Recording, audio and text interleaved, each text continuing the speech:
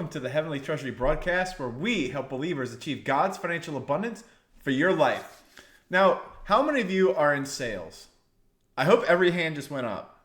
Every single one of you, even if you're not in a traditional business or a traditional sales job per se, where you're going door to door selling shoes or paper or something like that, guess what? Every single one of you are in sales of some sort. Did you know that?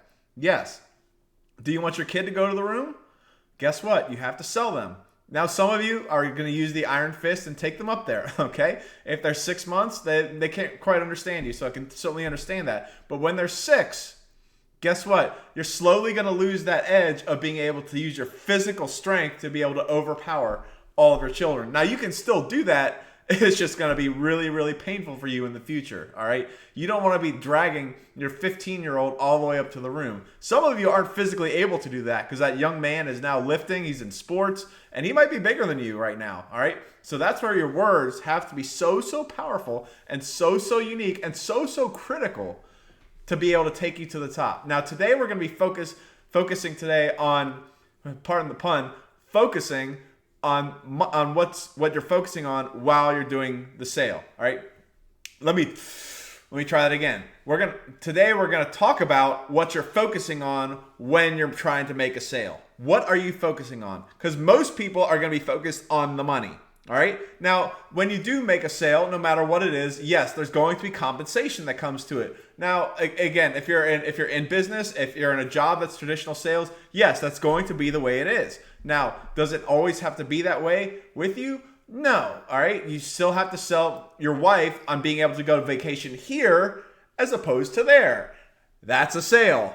Okay. And if you have not been well with her, guess what? You're not making that sale and you're going to where she wants as opposed to where you want, okay? Now, we're going to help you get to the financial abundance where you can say, we're going here this week, and then we're going here next week. We're both going to have a great time in our great favorite places. Yes, that's the life that the Lord wants for you, and that's the life you're going to live. You continue watching this broadcast, continue getting the word in your spirit to be able to go out and live that financial abundance that the Lord wants you to make, okay? So, this is just part of that. What are you focusing on when you're making a sale?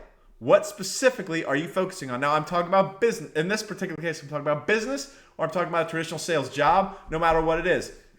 Even if you're a streamer right now and you stumble across this broadcast and you're thinking, I'm not in sales, yes, you are. Would you like to go from 100 viewers to 1,000 viewers?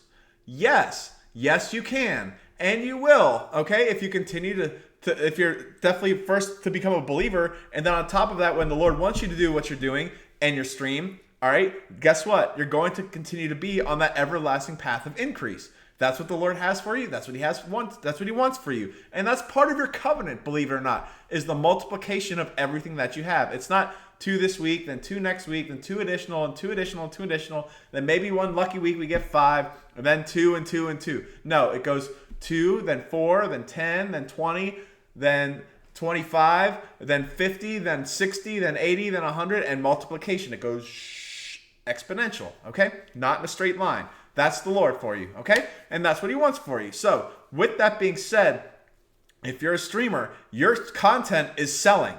Your content is going to sell. It sells people on whether they want to watch you or not. Now, there's certain things that they want to watch. There's certain things that they don't want to watch. When you figure out what they want to watch and you give them great content, guess what? They're going to continue to come back in the thousands and possibly in the tens of thousands, hundreds of thousands, and even in the millions. There are people right now who are streamers, who have a team of people behind them that literally the moment they put a new video out, they're already in the millions because they have so many subscribers who just love their content and just continue going back and forth. And that can be you. That can be you. Okay? So when you're focusing on that sale, what are you doing? Are you focusing on the money?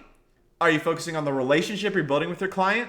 Even if it's a new client or a repeat client, are you focusing on the commission itself, which again is money? All right. But again, sometimes commissions can lead to bonuses, can lead to promotions, things like that. Are you focusing on your business expansion? Hey, if I can just make this sale, if I can just get this co-packer to pack my food, then I'm going to be a regional business instead of a local business. That could be something you're thinking about too. Okay. All right. How about the client's needs? Are you thinking about that? Saying, hey, you know what? I'm selling this weight loss product. My client needs to lose weight. My client is desiring to lose weight. Guess what? Is that what I'm going to be focusing on? Okay. You could also be focusing on the kingdom too. Hey, if I make this sale, 10% is going into the kingdom, possibly more if the Spirit tells me to give. Okay. You could be focusing on that too. So what specifically are we supposed to be focusing on as we're making a sale? Now, some of this will be a little bit of sales training. That's fine, but that's not really the focus of this broadcast. If you've seen any of my episodes prior, if you've seen any of them at all, it's not, it has some business tools in it. All right. And that's what we do here. We take the scriptures that the Lord put in front of his word, his truthful scriptures of wisdom and abundance, and we bring them to you in a practical manner. This is going to be one of those. Okay. And so really, I hope by the end of this, you're going to be not only blessed, but have a better skill set to be able to go improve at your sales ratio and your closing ratios. Okay. The reality is this. We're in the sort of Christmas season where most people are spending more than they otherwise would. All right. And the reality is this. People love to buy. Everybody loves to buy. But the flip side of that is nobody likes being sold to. Nobody likes being sold to. That's just the truth. You walk in. If you're buying a new car, how many of you have gone at lunchtime because you know that no salesmen are going to be on the lot? You just want to have peace. You want to look at the cars. Think about how good you're going to look in them as you're driving away in them. Okay, that's what you're thinking about. The last thing you want to do is have a salesman next to you. At least that's for me. And I see that a lot with a lot of other people as well. As soon as a salesman comes on the lot, they're out. They're out. Okay, is that you? All right. Have you ever had a bad salesman in your life, especially with cars? Every single one of us have. Put your best story in the chat. I'd love to see it. Okay, I'd love to see it. All right. Because I've certainly got mine too. We literally, I kid you not, it was the last time we went on a car lot to buy a car. I think it was 2 years ago, something like that. My wife and I took our three kids. Okay, she was pregnant at the time and had two little ones, and then a teenager, myself, and her. So there's 5 of us there plus the baby in her womb. All right, and so we literally had people trying to sell us 5-seater cars for a lot more than we said what we were willing to spend. And think about that. Even if we said our budget is through the moon, we're spending whatever we want, we were looking for the best car for this purpose, and you sell us a 5-seater car. Think about that. Because it costs more. It's got the bells and whistles. It looks nice. It's got the fresh paint. It's got the new paint. It's got this new technology or whatever. But guess what? You have 6 people in the car, and you're trying to sell me a 5-person car. 5-seater car. 2 in the front, 3 in the rear. Where's the new baby going to go? Are we just going to hold him? Strap him to the roof? Come on. All right? But think about this. Why do people do that? Think about this. There's a logical reason behind this. It's not because people are stupid. Most people are not stupid. They're not. There's a logical reasoning or an emotional reasoning behind why their behavior is what it is, especially when you're in a sales position, all right? Which if you're in business is every single day, professionally. Even if you're a stay-at-home mom, you're selling your kids on everything. If you're in a sales job, you're selling somebody on everything, okay? Just think about this. There's a logical reason why people are selling the way they are, and it's because of what they're focusing on. What are you focused on when you're trying when you're in a sales setting? Okay, when you're trying to get somebody to do something and you don't have a gun in your hand forcing them to do something. Okay, what specifically are you doing and what are you focusing on? Whatever you're focusing on is going to project. And I'll tell you this: any person, I don't care how dumb you are, you could literally, and I'm not saying this to be bemoaning in any way, shape, or form. If you are continually have an IQ that the government deems mentally retarded, and you're sitting in a wheelchair and you can barely hear 2 sentences throughout the entire day, you can even tell when somebody is trying to focus on the money and shoving something down you. Okay, even somebody like that. No, I don't care what position you're in. I don't care what position you're in. Guess what? You can smell when somebody only cares about the money, and it projects in their attitude. It does. It's like, why do you should have this because of XYZ. You should do this. You should do that. You should do this. Okay. And we're going to get to what behavior that entails. And as a result of that thinking, because again, your sales skills are going to start right here. It does. It starts right here. Okay? So what specifically are you focusing on? Well, guess what? The Bible talks about what you should be focusing on and what you shouldn't be focusing on. Because the title, if you're watching the stream, it's Focusing on Money Keeps You Poor. Guess what? It does. And here's why. Here's the scripture that kind of backs that up. Right here. It's Proverbs 23, verse 5. Do you set your eyes on that which is not? Here it is. For riches certainly make themselves wings. They fly away like an eagle to the heavens. All right. So if you continually set your eyes on the money is going to fly away like the eagles all the way to heaven. All the way up to heaven. And guess what? The gold is going to return back to the Lord and you're going to get nothing. Zero. Zippo. Okay. That's why you have to have a focus that is not money. And this is not a 15-hour sales training. I promise you this. But this is a tweak that some of you are going to have to make when you're going through a very tough time financially. And I'm telling you, if you could, wherever you are financially right now, if you stop focusing on the money now, you will not be focused on it in the future. You would be surprised at how many people are struggling with a $3,000 budget spending plan every single month, but all of a sudden they get to a $30,000 spending plan. They've got more costs, they got more expenses, they're doing more things, and guess what? They're less focused on money at $30,000 a month than they are at $3,000 a month. Now, why is that? You would think, oh my goodness, I've got all this money coming in when I got some money at $3,000, I got a heck of a lot more at $30,000. Why is it easier for somebody to focus less on money at $30,000 than at $3,000? Because in order to get to the $30,000, they had to stop focusing on the money at $3,000. That's why. So if you stop focusing on the money where you are now, guess what? You're going to be able to get where you want to go in the future. All right. So here's somebody else. How many of you are big Shark Tank watchers? Do you like Shark Tank? Okay. Again, a lot of great business people on there. They're successful in their own minds. They give a lot of great business advice too. Now, I do want to preface this. Just because you watch Shark Tank for 3 weeks doesn't mean you're ready to sit in Kevin O'Leary's chair. Okay? You got to go out and do it. You can't just learn about it. You got to do it. Okay? So here's Barbara Corcoran on that exact same topic. All right? Here's what she says. All right? I want you to listen to this real quick. Right here. Injuries in a lot of my best entrepreneurs, and it fills you with passion to prove something. Love of money doesn't make a good entrepreneur. Most great entrepreneurs really aren't focused on the money at all. It kind of just happens because they're focused on being phenomenally successful. And so there you go. Okay? There you go. Okay?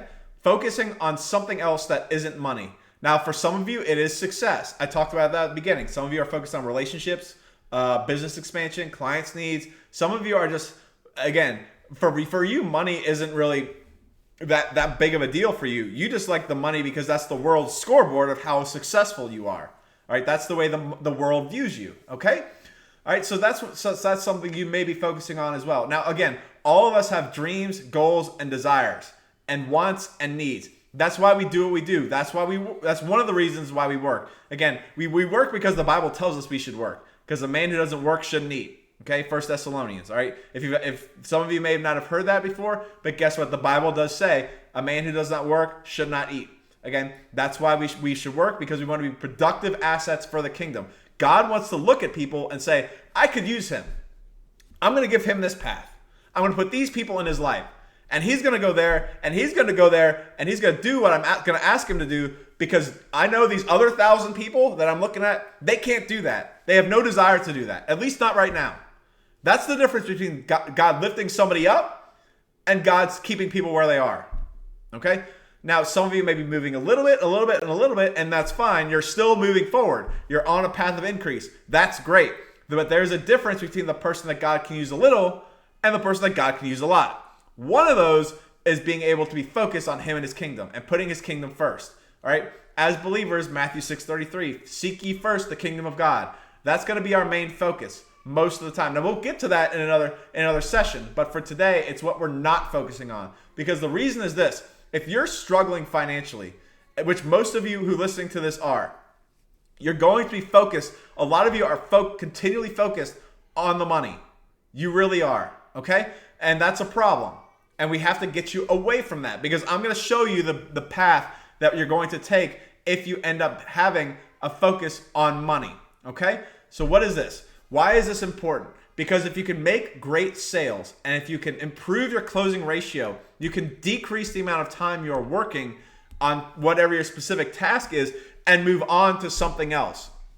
Whatever that is, okay? Because here's the thing. If you're working 50 hours a week for a certain amount of sales that you're making, okay? It just typically, I work 50 hours a week and I make 4 sales. Guess what? You double your closing ratio. Now you move from 4 sales to 8 sales. Guess what that means? You can work 25 hours a week and make the same income as 50 hours a week. That's what improving your closing ratio can do. Now, what would you do with an extra 25 hours a week? Well, guess what? Some of you may keep working 50 hours a week for double income. That's fine. That's awesome. That's increase. Phenomenal. More tithes, more offerings, more alms. Fantastic. All right? However, there are some of you who have a deep desire and passion to do something else that the Lord has put on your heart to do that you cannot do at 50 hours a week, but you can do if you're working 25 hours a week. Do you see the difference? Okay? That's where I want you to get to. That's why this is so important. And that's why wherever you are, improving your closing ratios and improving your sales skills is so vitally important no matter where you are. I don't care what you make. Every single one of us can use more time. Every single one of us, all right? And when you have more time, the Lord is going to put other things in your path that is going to lead to more financial abundance for you. Okay? So that's why it's so important. That's how a real estate agent can work 20 hours a week and make more money than the real estate agent in the same brokerage, in the same location, with the same clientele at 60 hours a week. Do you understand? If the person working 20 hours a week has 3 times the closing skills, 3 times the sales skills as the person working 60 hours a week, they make the same income. They make the same income despite working significantly less. Some of you are stay-at-home moms right now. And if you're watching this and you're a stay-at-home mom, some of you may only have 3 hours a day. 3 hours a day to be able to build something special while your husband is out working and providing and building something great for the kingdom and your family. You can still do something. And a lot of you have a great desire to do that. Because I'm going to tell you this. I have not yet met a stay-at-home mom who doesn't have some desire to earn something for some reason. Okay? And guess what? Jobs are out the window. Because this kid naps at this time. This kid wants to eat at this time. This kid has to poop in the middle of all of this. All right? I get that. I understand. I have little kids myself. All right? So guess what?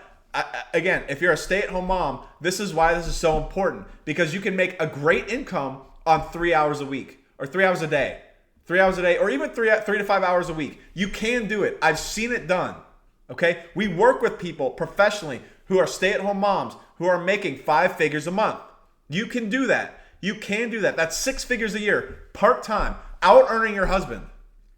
All right. Now, I'm not saying your goal should be to out-earn your husband. You're not competing. You're one flesh, okay? So keep that in mind. But there are a lot of women out there who have a great desire that say, hey, you know what? I left corporate America, or I left my job when I married my husband. Now that we've got kids, I can't go out and do that anymore. So now I've got to just be that, I don't even want to use the words because they're so destructive.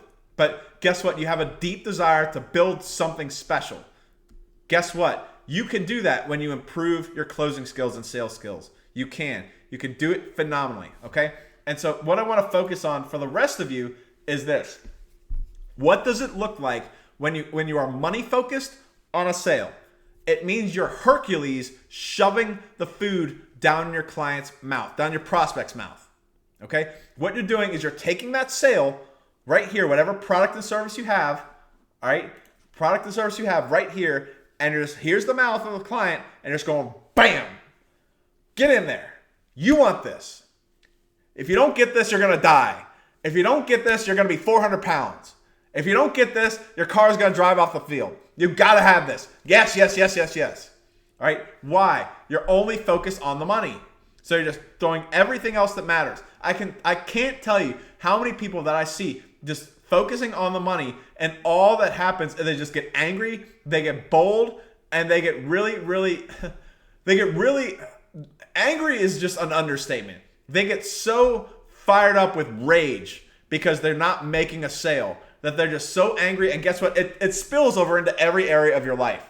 That's the problem. It spills into every area of your life. You know, if I just work harder at selling, then if I just push harder. You know, sales and closing is not a physical process. It's an emotional process. All right. I don't care how much you can bench press. All right. It's not going to force somebody to make a sale. It's not. And you can tell that's how the people who really do not make the sale and they're focused on the money, they just get enraged beyond. I've never seen anything like it in my life. And to be honest with you, whenever I see a politician, and very rarely do they ever tell the truth. Again, not getting political on this channel. We don't. There's plenty of other channels to focus on politics. I'll focus on bills that are passed, how they affect us, all that on a rare occasion.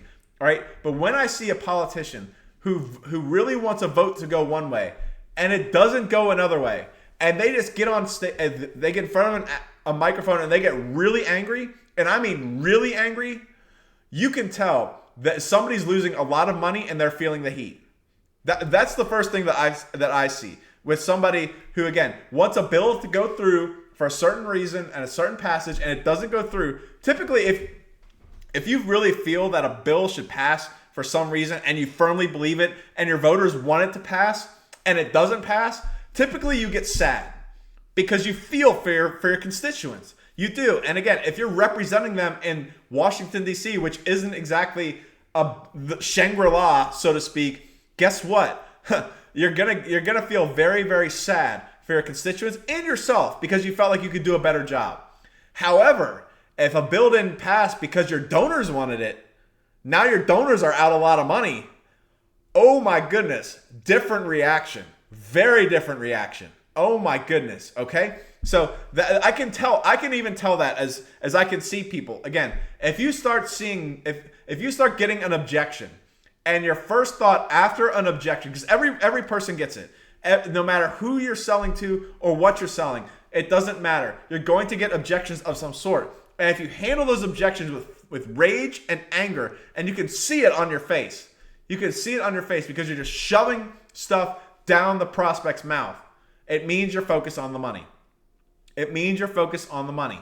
Okay? So how people, that's how a lot of very poor amateur salesmen are going to operate. Now, if you're a professional, there's other ways you operate. Now, again, this is not a sales training today. It's not. But I will tell you this. If you're going to focus on being a great sales, you have to be able to do something besides shove your service or product down your prospect's mouth. You have to. Now, I'm going to use this analogy because it's not one that I came up with, but it's one I really like a lot. If you're a farmer, which, I mean, I live out in the country. I see them all the day. In fact, my neighbor's tractor is just going through his field right here through that window. It's awesome to see. I love hearing it, okay? But if you're a farmer and let's say you're a cattle rancher, all right? How do you get a cow into a trailer? What happens? You put a rope around his neck, or you get some prod or something like that. You get him to the trailer, and he looks at that trailer and he sees that tight space he's got to fit in. He's not very happy. He doesn't really want to do it. So what do? Because you can't force a 1,000-pound cow or however much a cow weighs into a trailer. You can't do it. You've got to use something else. So what the technique that I have been told that they do is they turn the cow around. See, like if I'm if I'm looking at a trailer right now, what they do is they turn me around all the way to the wall, so to speak, and then guess what? So the cow is no longer facing the trailer, his butt is facing the trailer, and you tug on him. So you want the cow thinks you want him to go backwards. So what does he do? He actually backs himself into the trailer. All right? So if the cow is facing away from the trailer and you pull the rope on his neck, like, hey, come this way, buddy, and he's not doing it, what's he going to do? He's going to back himself into the trailer. And that's the way that I have been taught on how to properly close and sell, is to back people into the trailer. Now, how do you do that? With their needs, okay? With their desires. A lot of things, okay? So there's a couple of things that I really want you to focus on. If you are focused on the money, right now, and you know who you are. I'm not going to call you out, but you know who you are. If that's you right now, I'm going to give you two other things right now to focus on instead of the money. Number one, being happy. Now, I've talked about this quite a bit, and it so bears repeating because God is not going to bless unhappy people. I don't care how successful you are. I don't care how well you do what you do. If you are not happy, God is not going to bless you. He's not. I don't care how much seed you put in the ground.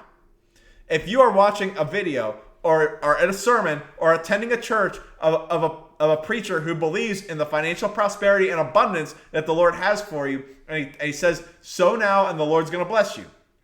You could sow everything you have right now, liquidate everything you have, put it in the offering bucket, and you're not getting a thing. That's possible. Okay? Why? You're not happy. You're not joyous. And the Lord is not going to bless unhappy people. He's not. Okay? So you have to be happy. You have to focus on being happy. Because if you focus on being happy, what you're going to do is you're going to start with gratitude. You're going to start being happy for the fingers on your hand, the eyes on your head, okay? The brain that you're using to process everything. Your wife, your kids, the house you live in, no matter how dumpy it is or how much well you think it should be, all right? If you start focusing on that stuff, then guess what? Then you're going to be gratitude. You're going to be grateful. Gratitude is going to come out of your mouth, and you're going to see it in your attitude. You're going to be thankful for that business you have, even if you don't like it and don't want to do it, all right? Because I will tell you this. A lot of people got their start in business with a business they didn't like, and they did not want to do it. But guess what? The Lord put that business in their life for a very specific reason.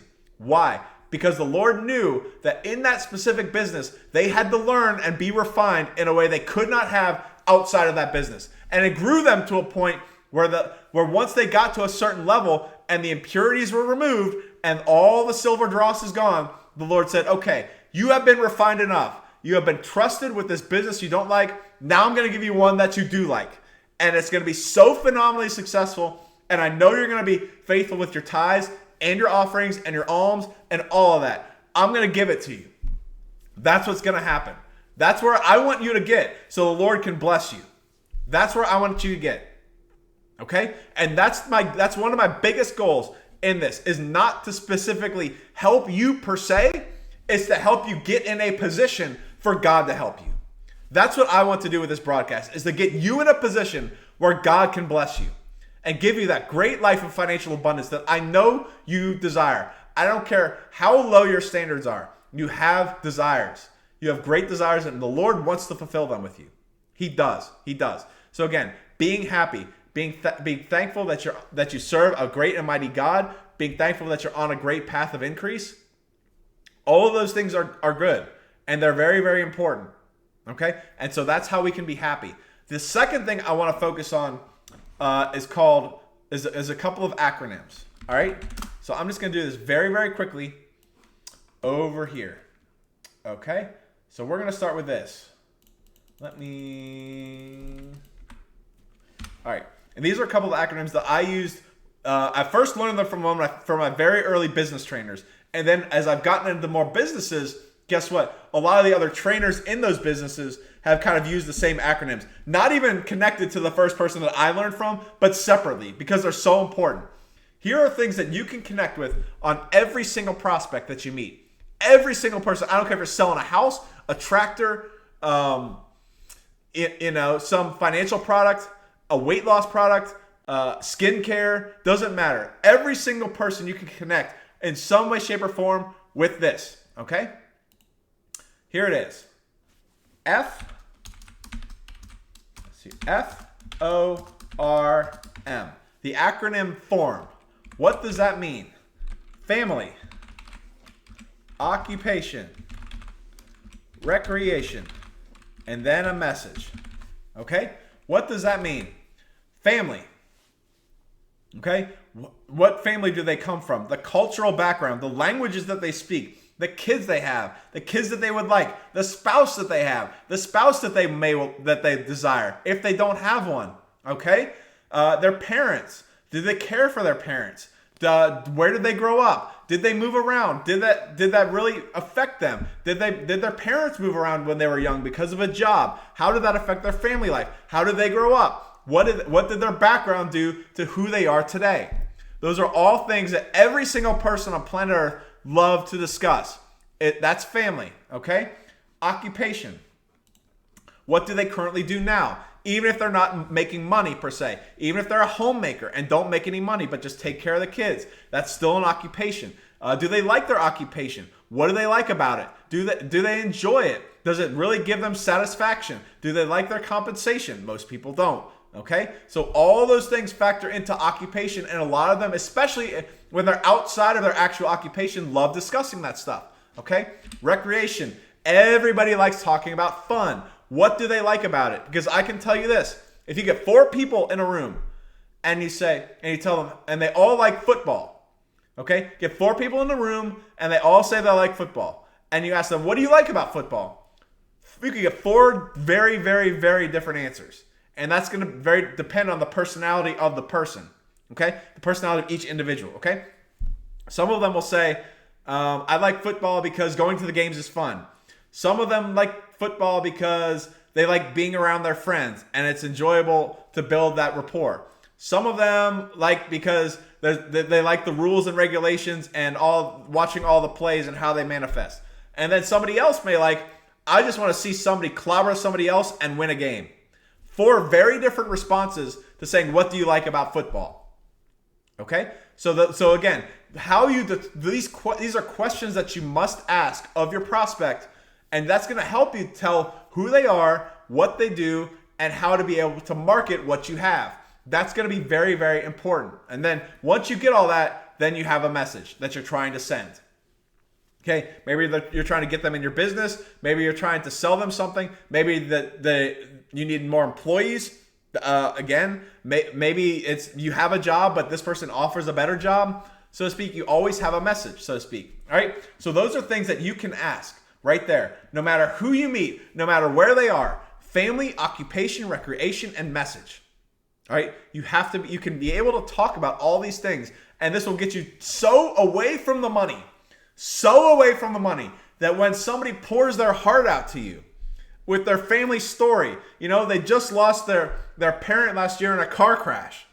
You're not going to be thinking about money at all if you hear that from your prospect. That I can promise you. Okay? Then, once you have all this, the family, occupation, and recreation and message, those are what you ask. What you like about it, what you don't like about it. Each one of them. Okay? Again, recreation. If 4 people like camping, you could get 4 very different responses about why they like camping. Some people just want to get away from their work. Some people just love the great outdoors. Some people love the peace of being with nature. Some people love studying the animals and the plants that are out there. All right? Again, 4 very different responses from 4 different people. But once you ask about their family life, their occupation, and their recreation, asking what you like and don't like, you're going to focus. Once you get good at that, you're going to focus on something else. All right? And so what we're going to do is this. All right? Let's get one more. Okay? Right here. Once you focus on family, occupation, and recreation, you're now going to focus on what we call sign. Okay? S-I-G-N. All right? And this. Strengths, interests, goals, needs. Okay? Once you ask them about family, occupation, and recreation, you can then focus on their responses. You'll be able to get their strengths, their interests, their goals, and their needs out of this. Okay? Let's say somebody said, let's say for the moment you talk to a complete stranger, you've never met them before, but you're expanding your business and you want to bring somebody in, something like that. Okay? Let's say you're in an affiliate marketing business. Now, that's probably not you, but let's say it is. And you ask them, what about your occupation? What do you do for a living? And they say, well, I'm a doctor. Your first probably response is, oh, he makes a ton of money. He doesn't need to be in this. I'll just pass. It's not for him. But what's he saying? What do you like about it? Well, I enjoy helping heal people. I like fixing broken bones. It brings me satisfaction to see people happy, getting free from an injury.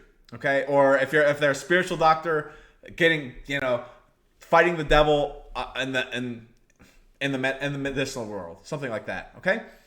Now, what don't you like about it? Well, I don't like the fact that I work a ton of hours. I don't like the fact that I never have time to take a vacation. I'm always working. I'm always on call. Well, guess what? Does your business offer time freedom? If you're in an affiliate marketing business, you better say yes. Okay? That is a goal, and that is an interest. His goal is to be able to earn a money where he has time freedom. That's a goal. And now you need to be able to write that down. Now, whatever you're selling has to be marketed towards that. Him getting time freedom. His other interest is probably, if he's working all those hours, he's probably very stressful. He doesn't want to be able to have to work in an ER where if he makes one wrong move, he gets sued for millions of dollars and could literally lose his job. That's what happened to my dad. All right. Again, 40-year physician, one of the best knee and shoulder doctors on planet Earth. All right. Lord blessed him phenomenally well. He only had 2 malpractice suits in his entire career, which is unheard of for 40-year physician. Okay. One was very early in his career when a wet nurse dropped the tool in an open wound. Wasn't his fault, but again, he was the leader in the operating room. It happened. The second was towards the very end of a career where he made a judgment call when he was fixing a shoulder and it didn't turn out the way he wanted. Okay? And he ended up having to go half salary for about the final year of his career as he's preparing for his next phase of life. Not the best thing you want to do. Okay? So again, as a doctor, if you hear somebody that's a doctor, don't ever write them off like they make a bunch of money, they got a great lifestyle. You'd be surprised. If you're working that many hours, how's your marriage? Seriously, how's your marriage? If you're working 100 hours a week, how's your marriage? 0 chance it ends in success. 0 chance it ends in success, 100% chance it ends in divorce. So think about that. So don't ever write somebody off because they make too much money or they're in some profession that you think is just so way out of your league. No, not at all. You have something to offer them. You have something to offer them, especially if you're in business. Even if you're in business and you're looking for an employee, maybe you need a vice president. All right? A lot less stress than being in an operating room all those hours a week. And all that stress, okay? Yes, if you make the wrong decision as a VP, it can cost you millions, but it's not going to cost you your life. All right? You're not going to be sued into oblivion. You're not, okay? At the same time, if you have a malpractice suit, it could really stress you out. All right? So just think about that for a second. All right? So don't ever write somebody off. Once you have their strengths, their interests, and their goals and their needs, that's what you use to be able to craft a message. That's how you do that. All right. Again, this is just one particular sales tactic that can work very, very well to get you not focused on the money. This is to get you focused on something else that's not money when you're prospecting. Okay. Focus on family, focus on occupation, focus on recreation. Those are 3 things you can focus on. And then once you ask those questions, focus on the strengths, interests, goals, and needs. All right. And on top of that, of course, be happy. Be happy. Okay. And again, this applies to the ministry too. I want to end with this. This is not, I am speaking mostly to business people that the Lord is called to be in business to be able to fund that kingdom, to be able to fund those ministers that be sent out into the world and spread the gospel that we have all been called to do. But I want to end with this. If you're in ministry, this applies to you too. If you're in a meeting right now and the only thing you're focused on is how big the offering has to be in order for you to pay your bills, you're going to struggle. You're going to struggle because that can happen to a lot, especially to young ministers who are starting out in the ministry. Okay? Don't ever think that just because you're starting out, you have to be making $100 a week honorarium. Don't ever think like that. Okay? Seed time and harvest works for you. So if you sow $100, what's 100 fold on $100? Most ministers aren't going to do that because if they're just starting out, they're not going to let their money go. They're not. Most aren't, but you are. You're going to let it go. You're going to sow it in the ground, and you're going to believe God for a fantastic harvest. And when you get a meeting, again, you can't be focused on how big your offering has to be to cover your bills. Don't. You focus on the Spirit and what the Spirit has given you for that meeting. Because you never know. You never know. Let's say for the moment you're focused. I just want to leave this broadcast with one final example. Let's say you're in a meeting and there's only 20 people in the meeting. But guess what? If all your focus is on the money, then you're just going to spend 2 hours talking about money and about how great it is to be in the financial kingdom and about how great your needs are. And if I don't spread the gospel to this part of the world, no one's ever going to hear it, and there's going to be people in hell, and you're just going to basically try to guilt people into giving as much as they possibly can. That's not going to work. What if one of those people in that offering, in that church, has cancer, and the Spirit tells you, hey, go pray for that lady, lay hands on that lady, she's got cancer, and you lay hands on her and the Lord heals her in the next week? How much do you think she's spending on cancer treatments right now? How much is chemotherapy? How much are drugs? She's basically a cash cow for Pfizer for the rest of her life. All right, is that where she wants to be? No. Guess what? What's going to happen when you lay hands on her and the Lord heals her? She's going to give thanks to God, of course. But what's next? She now has thousands of dollars extra every single week because she doesn't have cancer and she doesn't have to be treated with cancer. So what's she going to do? She's going to bless your ass with a big fat offering. That's what's going to happen. I can't tell you how many times I have seen that. That's what happens when you listen to your spirit to do your meeting, as opposed to just, how big can my offering be? Because you're focused on the money. Focus on your spirit, not focus on the money. Okay? I'm going to leave you with that. Thank you so much for listening today. Hope you had a fantastic day. If you have any questions whatsoever, my email is below in the chat on Twitch. Thank you very much for listening. We'll talk to you again very soon. Take care, everybody.